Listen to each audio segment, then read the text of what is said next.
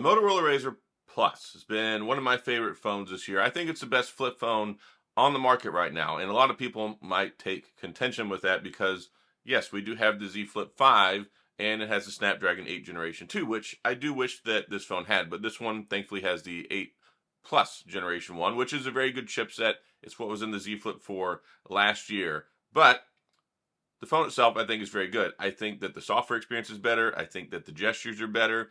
And here's something that you might might find believable or not. I think the camera on it is better. Now, when it comes to the camera on this phone, I thought it was good from the get-go. I think that it has pretty good cameras. But there was a surprising revelation that I had whenever I was looking at something on Twitter the other day. So MKBHD, he's like the biggest, basically like YouTube tech guy that there is. Every year he does an annual comparison when it comes to the cameras, but he has like an interactive thing now where you get to pick the different images and you go through them and it does random comparisons in 3 different categories. Regular camera photo, the nighttime, and then the portrait photos. So the regular camera photos, I'm going through them, I'm like, all right, this one looks better, this one looks better. And you don't know which one it is. It's a blind sample. So that way you find out at the end which one is the best. And all of the major phones are in there. You've got the iPhone 15 Pro Max, you've got the S23 Ultra, you've got all these other phones in there, and including the Z Flip 5 to my knowledge, but the Motorola RAZR Plus is in there. So I did all of them. I went through, I did extras just because I wanted to have a really good sampling. And it takes like 15 minutes. It takes like 15 minutes to go through all these images. And by the time I got done, it gave me the results. And guess what? Image that my eyes thought was the best photo of the year from the best phone. It was this one, which was surprising to me because I'm like, well, I didn't think it was that good, but well, if my eyes think it's that good, then gosh darn it, there must be something to it because I already thought they were pretty good. So if that's not a resounding, I don't know, support for the phone, then I don't know what is. But the camera on the normal shot that he had taken, and of course, there's a lot of variation in this, right? If you go out in certain settings, certain lighting conditions, all that stuff, other cameras are going to shine and they're going to do better. I don't think that the cameras in here are necessarily better than the iPhone 15 Pro Max, but they're darn good. So Motorola did a lot of good things here, and they came out, and I was really excited about this phone from the get-go because we hadn't had a Motorola RAZR phone in the US since the RAZR 5G, which I initially didn't like because they charged way too much money for it. And then I got one for a good deal. I'm like, hey, this phone's actually pretty good, despite the fact that I think the specs aren't good enough. And they got me to thinking. So with this phone, yes, Snapdragon 8 Plus Generation 1, very good chipset, very capable. Motorola has put it in a lot of their phones this year, and they've been doing a really good job with it, like with the Think phone, which I've been really excited about. There's been very few phones this year that I've just been really excited about and just wanted to get my hands on. And the RAZR Plus is one of like 5. And the thing is like 2 of like the phones I really wanted to get my hands on were the Motorola phones, this one and the Think phone. So from a day-to-day perspective, I mean, you've got the excellent exterior screen experience, and that's one of the reasons why you buy this phone. Other than the fact that you can flip it open and close, it's got a big 6.9-inch OLED. It's got the 3.6-inch screen on the front, and you can use your apps. You can do all sorts of things on it. You can see yourself whenever you want to take your pictures or your video. It does 4K 60 on the front and on the back. There's a lot of great things, and natively it's so easy to use the apps on the front screen. It's not like all the process you have to go through to get certain apps to work on the front screen of the Z Flip. And to further add my testament to this phone that I think it's the best flip phone, I bought a Z Flip 5 and I tested it, I reviewed it, all those things. I got rid of it. I recently sold mine because I really don't have much interest in it. I mean, I think it's okay, but I think it was a day late and $1 short, and just it's not a very inspiring phone to me. It feels just like the last 3 versions of the Z Flip, except they finally made the screen bigger, but you have to use good lock and do all these other things to get the stuff on the front screen to work, which some people are like, oh, you're stupid if you can't figure that out. I'm like, look, a lot of people, it's not really intuitive to have to go install all this extra stuff just to try and get things to work on the front screen. It's very easy on here. You just go to the little pencil there and you pick what you want and manage the ones you want on your front screen. So there's a lot of easiness to this. And also I like the gestures. I like the shake feature where you can turn on the flashlight. I use that all the time. Or if you want to twist it with your wrist, you can turn the camera on.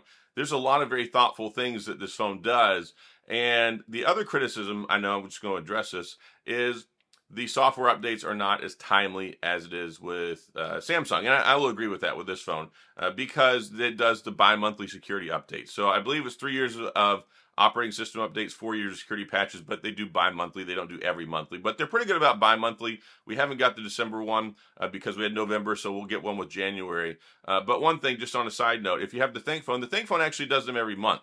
And it has a December security patch. So I think that Motorola is moving in the right direction. And really, that's the two criticisms that most people have with this phone. Well, they say that it's not durable. Look, if you don't use this thing and abuse it, it's going to last you for a long time.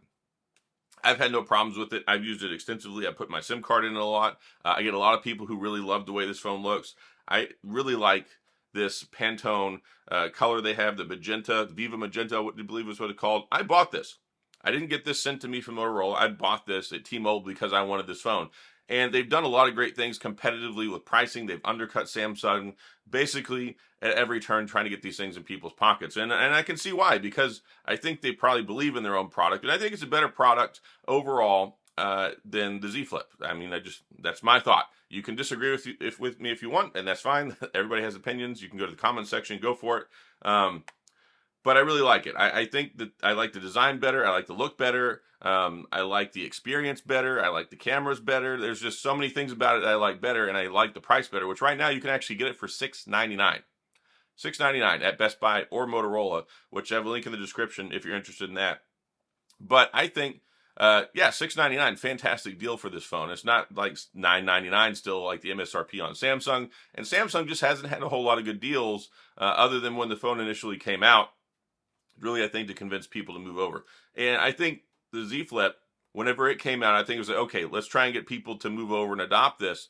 But I think Motorola has made a better, more compelling argument for people to pick up a flip phone, to enjoy the flip phone experience. And yeah, I just think it's a good phone. I mean, it's got a 3800 milliamp battery, which is perfectly fine for this. They were able to fit it in this nice thin platform, 30-watt charging, 5-watt wireless charging, which isn't the greatest, but at least wireless charging is there for people who are critical of that. And overall, I just really enjoy this phone.